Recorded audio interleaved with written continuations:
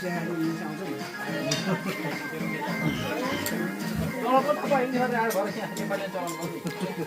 Guys, यो चाहिँ एकदम स्पेशल ब्लग हो है सलनालको उपलक्ष्यमा।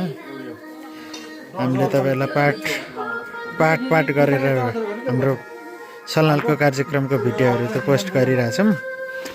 त्यसमध्येमा यो चाहिँ अर्को प्रोसेस हो। यो चाहिँ सेउका बनाउने कार्यक्रम चलिरहेछ।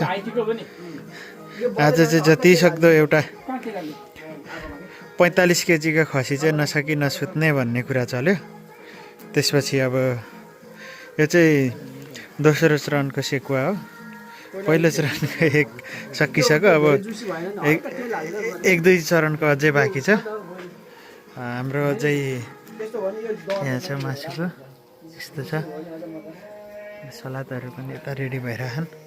मेन हाम्रो कुक चिफ सेफदेखि यता बार्बिक्युको मास्टर पनि हुनुहुन्छ यता हाम्रो थापा दाजु चाहिँ।